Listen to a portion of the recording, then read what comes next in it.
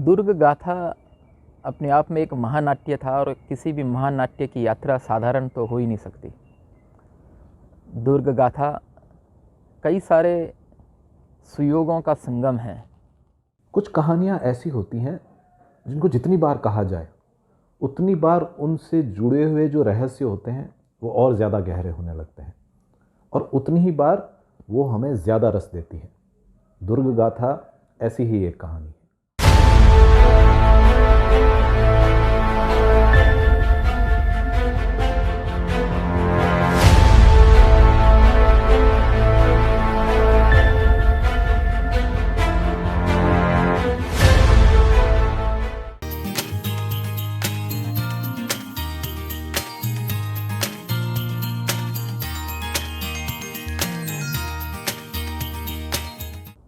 इस महायात्रा की शुरुआत जोधपुर में छत्रपति शिवाजी महाराज के जीवन पर आधारित एक महानाट्य जो पूरे लोक में प्रसिद्ध है, भारत और विश्व में प्रसिद्ध है, जानता राजा। उस जानता राजा का आयोजन हमने फरवरी 2016 में जोधपुर में किया। छत्रपति शिवाजी महाराज जो कि राष्ट्रभक्त नायक थे, बचपन से मेरे हृदय में वो बसे हुए थे और जब उनकी गाथा के नाट्य का मुझे पता चला तो मेरी एक स्वाभाविक इच्छा थी कि जोधपुर में ऐसा एक कार्यक्रम हो और जोधपुर के सब लोगों को कार्यक्रम दिखाया जाए। स्क्रिप्ट हमारे साथ में तैयार थी। स्क्रिप्ट के बाद में सबसे बड़ा चैलेंज होता है कि उसको डायरेक्ट कौन करेंगे। नेशनल स्कूल ऑफ ड्रामा से ग्रेजुएट श्री अरु व्यास जी और उनकी पत्नी हमारी प्रिय भाभी जी स्वाति व्यास जी उन दिनों में जोधपुर में थे। विश्व के कितने ही देशों में उन्होंने काम किया। नेशनल स्कूल ऑफ ड्रामा से ग्रेजुएट जोधपुर में 2 ही लोग वो थे और दोनों लोग हमारे संपर्क में आए। अयोध्या प्रसाद जी ने कहा कि इनसे हम बातचीत करते हैं। इसी बीच हमारे जीवन का एक बहुत टर्निंग पॉइंट था जोधपुर के लिए भी और ख़ास तौर से हम दोनों के लिए भी कि निर्मल जी गहलोत और अयोध्या प्रसाद गौड़ ने एक दिन फ़ोन किया था हमें कि एक लाइट एंड साउंड शो करना है, जो जानता राजा जिस तरह का शो होता है उस तरह का शो तैयार करना है। और वो है कि जोधपुर के एक वॉरियर हैं दुर्गादास राठौड़, उनकी लाइफ में। तो उसके लिए हम लोग मीटिंग करने के लिए गए और तब हमें ऐसा लगा था कि जोधपुर जैसी जगह में लाइट एंड साउंड का शो मतलब करना और कोई व्यक्ति जानता राजा जैसे प्लान कर रहे हैं, हमें थोड़ा सा लगा कि नहीं ये थोड़ा शायद गलती हो गई होगी किसी से इतना करना। फिर भी हमारा मकसद था मिलना, तो हम मिल लेते हैं। अयोध्या जी थे, अयोध्या प्रसाद जी गौड़, क्योंकि हम साथ थिएटर करते थे। तो और वो स्क्रिप्ट जो है दुर्गादास की वो उन्होंने लिखी थी। तो हम लोग दोनों मिलने गए, उनसे बात की तो पता लगा वहाँ और बहुत सारे लोग बैठे थे जोधपुर के जो लोग मिलने आए थे कि नहीं इतना बड़ा प्रोजेक्ट करना है और वो लगभग तय है।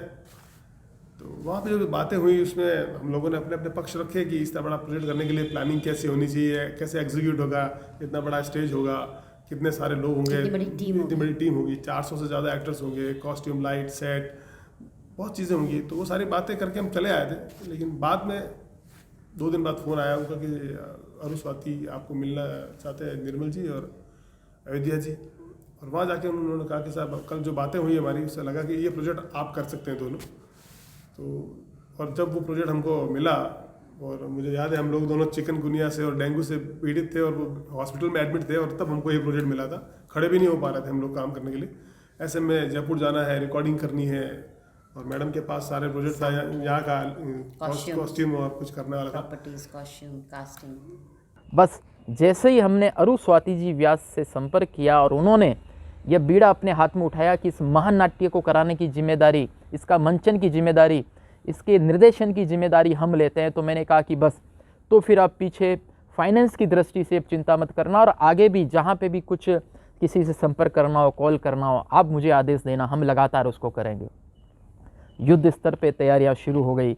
जयपुर में हमारे मुकुल जी भाई साहब जो हैं उनकी स्टूडियो में रिकॉर्डिंग प्रारंभ हो गई। एक से बेहतरीन एक कलाकार जो है वो उसको वॉइस ओवर देने में लग गए। न रात देखा न दिन देखा, अरु व्यास जी और स्वाति जी अपनी पूरी टीम के साथ में ज़बरदस्त तरीके से लगे हुए थे। आदर्श स्कूल के अंदर लगभग हम 300 बच्चों के साथ काम कर रहे थे।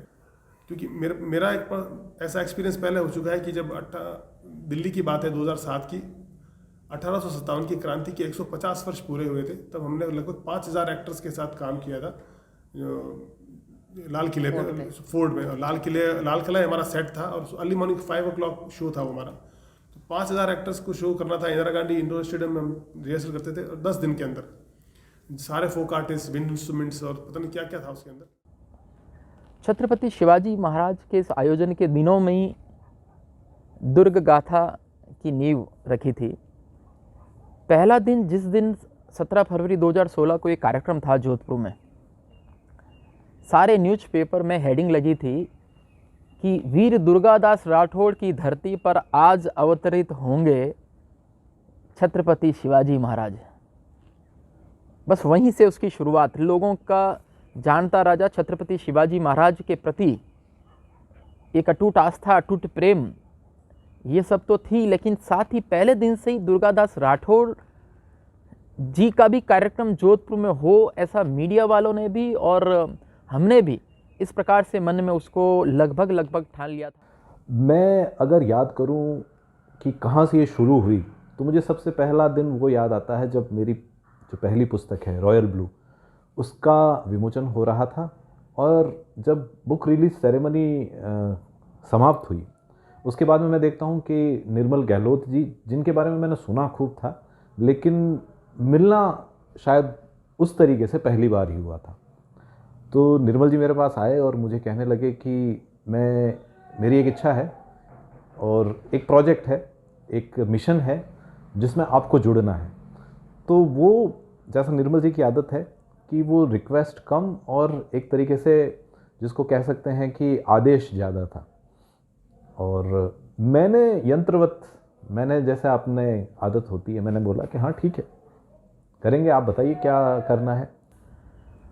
और बस उसके बाद में हमारे जोधपुर के हमारे बड़े भाई साहब श्री अयोध्या प्रसाद जी गौड़, उन्होंने एक रॉयल व्यू नामक एक पुस्तक लिखी थी। उस पुस्तक के विमोचन के कार्यक्रम में मैं गया और वहाँ पर मैंने अयोध्या प्रसाद जी को, उससे 2 महीने बाद की बात होगी, 2016 की बात है उसमें, और अयोध्या प्रसाद जी को मैंने निवेदन किया कि अयोध्या प्रसाद जी, आपको दुर्गादास राठौड़ जी के जीवन पर आधारित एक कथा लिखकर, एक पूरा नाटक के अनुसार पूरी स्क्रिप्ट लिखकर आपको हमें देनी है। तो उन्होंने कहा कि जानता राजा आपने देखा था जो जोधपुर में हुआ, लेकिन दुर्भाग्य से जानता राजा के बारे में मैंने सुना ही सुना था, मैंने कभी देखा नहीं था। और आज तक जब मैं आपसे ये बात कर रहा हूँ, मैंने जानता राजा का कोई वीडियो क्लिप या जानता राजा के बारे में मुझे कुछ ज़्यादा जानकारी नहीं है। तो मैंने कहा नहीं, मैंने नहीं देखा, लेकिन बताइए आपकी क्या, हम कौन से मिशन की बात कर रहे हैं। तो बोले कि जानता राजा जो जोधपुर में हुआ, तब ये एक सवाल उठा कि अगर हम महाराष्ट्र से जुड़े हुए, महाराष्ट्र की धरती से जुड़े हुए जो हमारे भारत के महानायक हैं, उनकी कहानी को हम मारवाड़ की धरती पर उस यशोगान को गाकर और हम गौरवान्वित हो सकते हैं, तो क्यों ना मारवाड़ की धरती से जो हमारे खुद के सपूत हैं, उनकी कहानी हम क्यों नहीं गाते, हम खुद के सपूतों को क्यों भूल जाते हैं। अयोध्या प्रसाद जी ने उस समय कार्यक्रम में रहता है ना, सामने तो हम किसी को कहते हैं हाँ, तो उन्होंने बोल दिया हाँ, और उन्होंने सोचा ठीक है, इतना गंभीर नहीं होंगे। मैंने 10 दिन बाद में फिर फ़ोन किया, महीने भर बाद फिर फ़ोन किया। कई बार ऐसा होता है, कोई भी चीज़ को जब आप 3-4 बार लगातार आग्रह करते हैं, तब सामने वाला समझ जाता है मामला गंभीर है, अगला सीरियस है और करना तो पड़ेगा। बस अयोध्या जी को पहला काम करना था और मुझे पता था कि जिस दिन स्क्रिप्ट मेरे हाथ में आ जाएगी तो अगली कड़ी से कड़ी अपना खुलती रहेगी, राह अपना बनती रहेगी। और वह दिन भी आ गया जब अयोध्या प्रसाद जी ने दुर्ग गाथा नामक वीर दुर्गादास राठौड़ के जीवन चरित्र पर आधारित एक शानदार उपन्यास रच डाला, और मुझे पता था कि यहीं से अब दुर्ग गाथा नाट्य की भी नींव पड़ेगी। कभी एक दिन वक्त मिलेगा तो इस तरह का कार्यक्रम मैं खुद करूंगा, पर मुझे ये ना पता था कि संयोग से वो मुझे मेरे जोधपुर शहर में करने को मिल जाएगा। तो वो दुर्ग गाथा जो था, उसकी प्रिपरेशन, उसमें रिकॉर्डिंग जयपुर में हो रही है, रिहर्सल्स मैडम देख रही हैं, आदर्श स्कूल में वेपन्स बन रहे हैं, सारे काम हो रहे हैं। और इन सब कामों के बीच में निर्मल गहलोत जी का एक जो कमिटमेंट था, या अयोध्या प्रसाद जी का जो कमिटमेंट था कि आप सर क्या चाहिए आप दोनों को, मतलब मुझे बताया कि वो हमको हाथी चाहिए था एक बार, कि हमको हाथी की ज़रूरत है, क्योंकि उस प्ले में हाथी, घोड़े, ऊँट सब रियल थे, सब लाइव थे। और हाथी हमारे पास जोधपुर शहर में नहीं था, एक हाथी हुआ करता था। तो निर्मल जी ने बोला हाथी आ जाएगा, मध्य प्रदेश से मंगवा लेंगे हाथी, रेलगाड़ी का बोगी बुक कर लेते हैं। तो ये सब कुछ तय हो गया। और उसी वक्त ऐसा हुआ कि किसी एक मंदिर में हाथी शायद हो सकता है दुर्गादास खपली हो रहा था, वो उन्होंने शायद मंगवाया होगा, वो हाथी आया और वो सब कुछ तय हो गया। दूसरे तीसरे चौथे दिन आते मैंने सोचा भाई दुर्गादास राठौड़ के बारे में लोग इतना कुछ कह रहे हैं, थोड़ा सा मैं इनकी जीवनी के बारे में आज पढ़ता हूँ।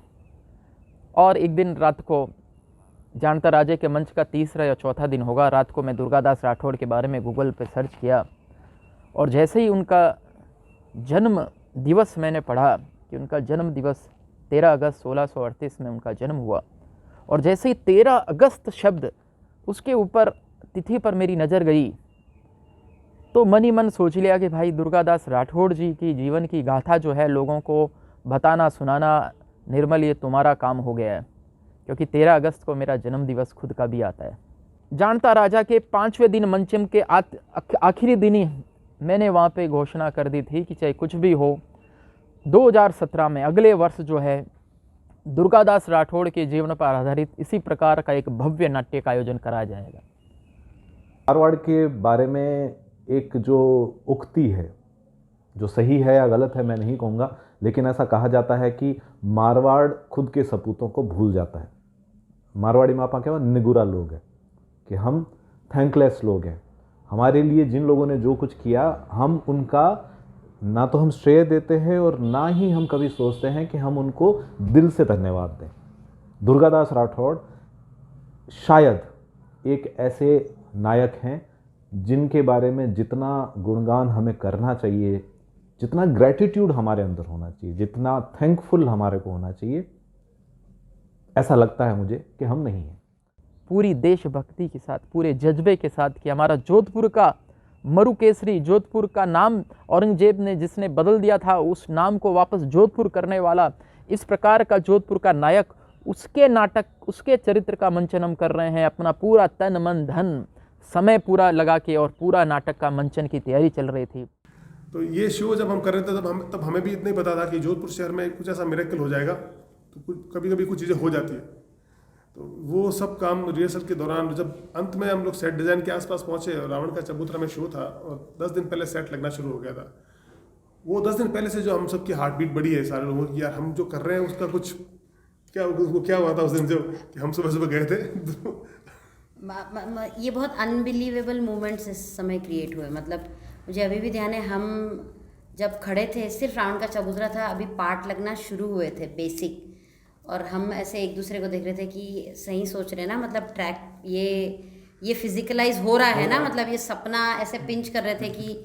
और मुझे ध्यान है जब तब की बात, जब सेट लगना शुरू हुआ, दुर्गादास राठौड़ के जीवन पे आधारित कथा, उसका स्क्रिप्ट से लेके उसकी डायलॉग डिलीवरी, उसका गीत के लेखन, उसके कॉस्ट्यूम, उसका नाट्य, मतलब कौन क्या करने वाले, कुछ भी नहीं साथ में था। तो मैं प्रारंभ में ये भी आपको कहना चाहूँगा कि आप बोलेंगे कि दुर्गादास राठौड़ का मंचन इन्होंने कराया, किसी ने नहीं कराया, स्वयं दुर्गा बाबा का आशीर्वाद था तब ये हुआ।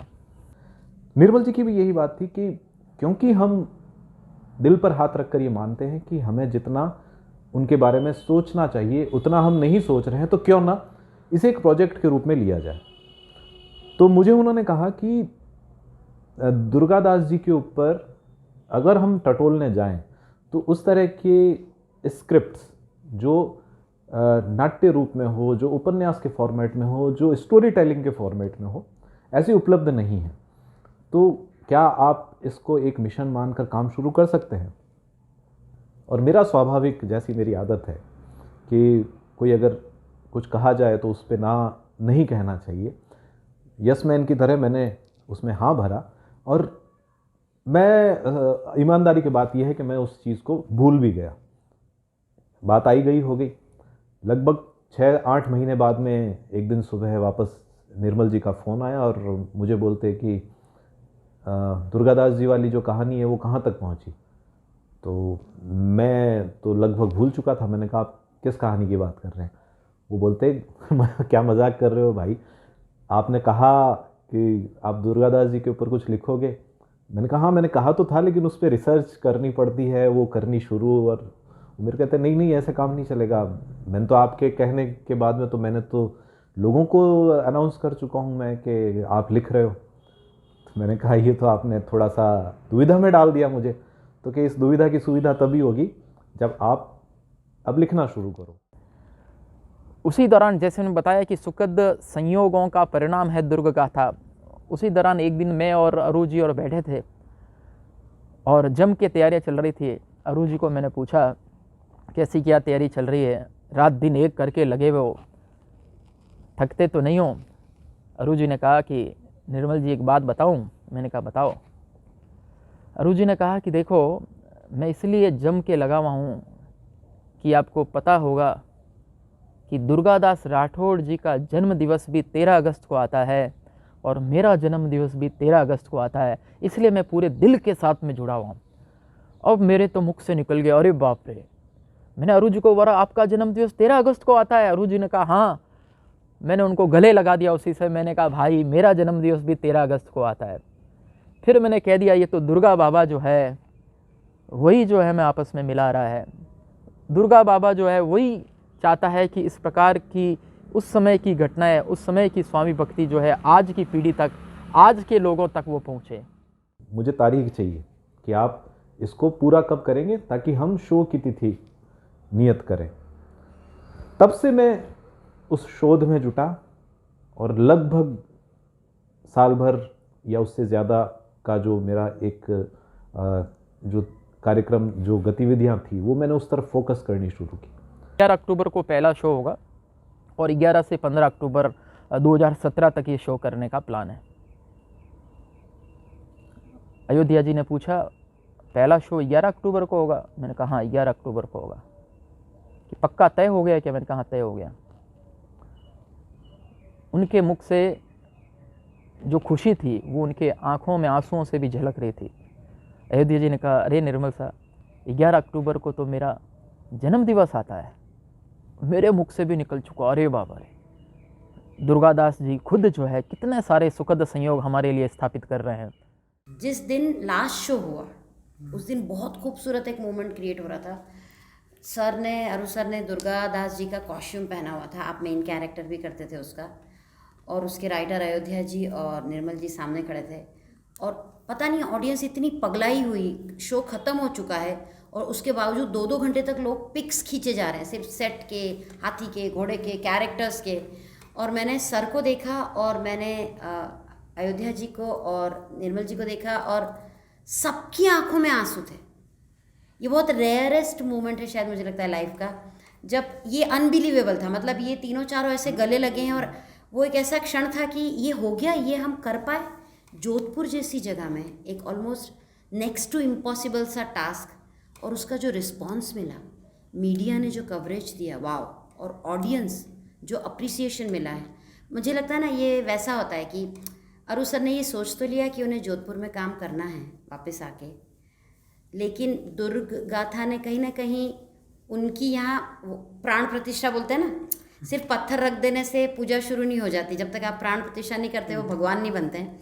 तो दुर्ग गाथा ने मुझे लगता है अभिनय गुरुकुल के लिए वही काम किया है कि कहीं ना कहीं हमारे इरादों को और मजबूत कर दिया कि नहीं इस शहर में ज़रूरत है, इस शहर में ट्रेनिंग का काम होगा।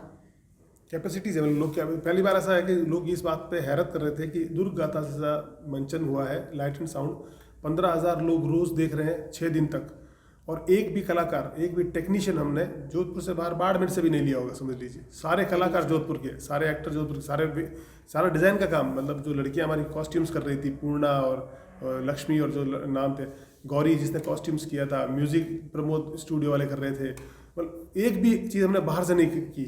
तो वो जो था, वॉइस ओवर के लिए मैं जयपुर गया था, क्योंकि जोधपुर की सारी आवाज़ें हैं जो भी ख्याति प्राप्त आवाज़ें होती हैं जोधपुर की, जफर खान सिंधी है, चाहे वो त्रिवेदी जी हैं, तो वो सब आवाज़ों को लोग अच्छी तरह से जानते हैं। तो मैं नहीं चाहता था कि जब दुर्गादास बोले तो लोगों को जफर साहब की शक्ल दिखाई दे, इसलिए सिर्फ उस वजह से कि जोधपुर की एक भी आवाज़ जो रेडियो में सुनाई देती है वो ना हो उसमें, इसलिए मैंने जयपुर में जाकर के सारी आवाज़ें की। इस प्रकार से फिर वो दिन दौड़ते हुए आया। 11 अक्टूबर का वो दिन, बहुत मेहनत लगी इसके अंदर। एक बड़ी फिल्म, संजय लीला भंसाली को एक अपनी फिल्म में कितनी मेहनत करनी पड़ती है, उतनी पूरी मेहनत लगी। और जिस दिन लोगों ने पहला शो देखा, सबने दांतों तले उंगली दबा ली। किस प्रकार से वास्तविक सजीव ऊँटों का प्रयोग, घोड़ों का प्रयोग, आतिशबाजी का प्रयोग, इतना सुंदर सेट जो है मजूमदार जी ने, जो संजीत मजूमदार ने जो सेट बनाया, हमारे आदर्श दिया मंदिर के छोटे छोटे बाल नन्हे मुन्ने कलाकार जो उन्होंने गजब की प्रस्तुतियां दी, जोधपुर के इतने जाए जन्मे और जोधपुर के इतने माहिर कलाकारों ने जो प्रस्तुति दी, सब ने दांतों तले उंगली दबा दी और सब ने एक ही स्वर में कहा कि ये नाटक जो है जानता राजा से किसी भी सूरत में कम नहीं है। और टेक्नोलॉजी से, क्योंकि हमने बाद में ये नाटक बनाया, जानता राजा कई वर्षों पहले बना हुआ था, तो टेक्नोलॉजी में ये नाटक उससे भी ज़्यादा अग्रणी हमने बनाया। इस प्रकार से जम के तैयारियां शुरू हो गई। पूरे मंचन के दौरान हमारा जोधपुर विकास प्राधिकरण और नगर निगम जोधपुर का भी विशेष सहयोग रहा। श्री महेंद्र सिंह जी राठौड़, घनश्याम जी ओझा, वो भी अपनी पूरी टीम के साथ में हमारा सहयोग किए। रावण का चबूतरा मैदान में तय हुआ 11 अक्टूबर से 15 अक्टूबर तक इसका भव्य मंचन किया जाएगा। हमारे प्रबंध समिति आदर्श विद्या मंदिर का भी उसमें बहुत ही शानदार सहयोग रहा। हमारे प्रबंध समिति आदर्श विद्या मंदिरों के बच्चे जो हैं उन्होंने उसके अंदर रोल किया। रोल करने वाले जितने भी 300 से अधिक कलाकार थे वो सब अवैतनिक थे, सब भाव के साथ जुड़े हुए थे।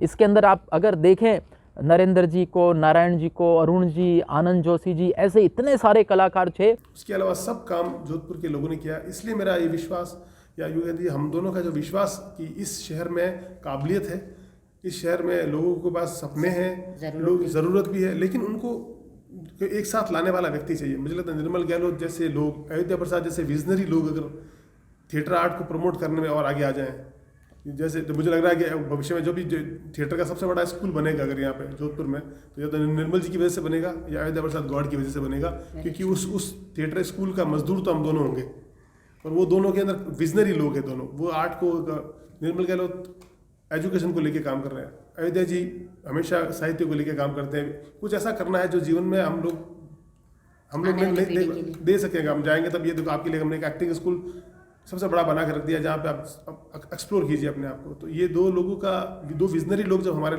रास्ते में आए, उन्होंने ये तय कर दिया कि अच्छा अब आप दोनों यहाँ काम कर सकते हैं।